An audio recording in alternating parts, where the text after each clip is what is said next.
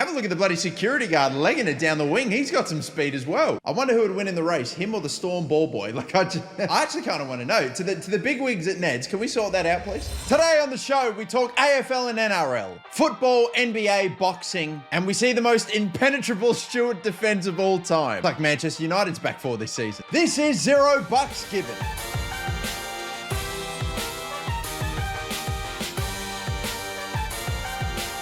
It's the 25th episode of $0 given, so let's begin with the AFL, where Brodie Smith got properly robbed. How on earth does this grab not even get a nomination? And just look at this. Everyone is in absolute uproar. Fair enough, too. He knocked himself out taking one of the screamers of the year and didn't even get a nod. Bloody fuming. But anyway, we saw one of the goals of the year come from Jack Ginnivan, who just continues to deliver. Excitement machine indeed. Yeah, sure, he took more steps than I take hiking, but whatever. It was a good goal. Melbourne Footy Club announced that they're going to be rebranding themselves into the NAM Footy Club for Indigenous round coming up. And we also saw Jason Horne-Francis pick up the round 7 Rising Star nomination. So finally, he's got one. 20 disposals, 400 metres gained, and one big spray to Jack Silvani. He's calling a kid shit in his 6th game when he's never made the finals in 6 years. And unfortunately, we got another reminder that the bump is indeed dead.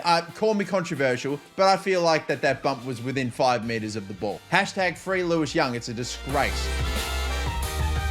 Over in the NRL, we saw the Melbourne Storm win again, only this time by only 48 points. So, you know, they're dropping off a bit. They've won their last 2 games by a margin of 108 points.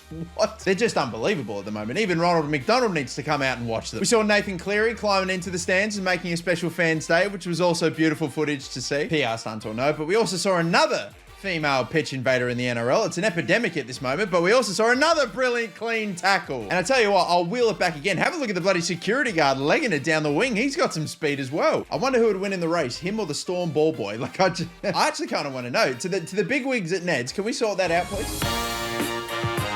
On to football, where Real Madrid won La Liga again for the 35th time. There was just no competition for them this season. Celebrated it in style. Don Carlo, you love to see. He's the first manager to win all top 5 leagues ever. Means Real Madrid are currently sitting on 94 trophies. Barcelona on 90. I wonder who's going to be the first to get to 100. Real Madrid also took on Manchester City in the Champions League semi-finals, and it was one of the best games of Champions League football I have ever seen. Not just semi-finals, but just ever. 4-3. One of the highest scoring Champions League semi-finals just ever. Pep Guardiola, for some reason, put Fernandinho at right back, and well, you see how that went. Oh my goodness. Liverpool also in the Champions League semi-finals. They look to be on their way to the final after beating Villarreal. They're a game away from the final, but to be fair, this is a good point. So Man City, Real Madrid, and Villarreal. Everton also had a huge win against Chelsea in their relegation battle. Richarlison scored the goal, but this is the one thing that I just don't get. He threw a flare back into his own fans. What? I can't imagine he'll escape punishment, but whatever. At least it gave us some fire photos, and my God, if this was the FIFA 23 cover, I honestly wouldn't complain. I mean, I would. What's Richarlison doing on a FIFA cover? But anyway, it was a big game. I mean, hell, Pickford came up with one of the saves of the season to try to keep Everton in the hunt to stay in the Prem. It still means Everton are in the bottom 3, but they are at least within touching distance of getting out. Leeds, Burnley, who knows who's going to go down, bro? We'll talk about the NBA super quick, but before I do, just shout out to the Jack Jumpers in their first ever season making the NBL finals. Only had to knock out like the reigning champions in Melbourne United to do it, so I mean, fair play. But the NBA playoffs, the first round's finished, and can I just say quietly, I got all of my tips correct, by the way. I don't want to toot my own horn. I said that Celtics would beat the Nets. I didn't think they'd sweep. Let me try to keep my run going, okay? I'm going to go for the Mavs to take out the Suns. That's a bold pick, I know. I'm going to go for Golden State Warriors, and in the East, I might go with the Heat to take out the Sixers, and even though they're 1-0 down, I'll still go for the Celtics. Jimmy Butler got caught doing this on camera and got a fine, but shout out to the Miami Heat who made a gif of it and ended up also getting a fine. Jack Harlow went to a game, and aside from getting just blasted by the refs, he also just tried to get a poor cameraman fired. We saw Gary Payton get up high and slam it home over Desmond Bain, but that was absolutely nothing to this from Ja Morant. He finally hit one. Too many times he's come like this close to getting like dunk of the century, but finally he has a contender. It's dunk of the year for sure, not dunk of the century, but hopefully one day he will hit the mother of all dunks. Desmond Bain looks like an actor playing as an NBA player. I can't even look at him the same again now.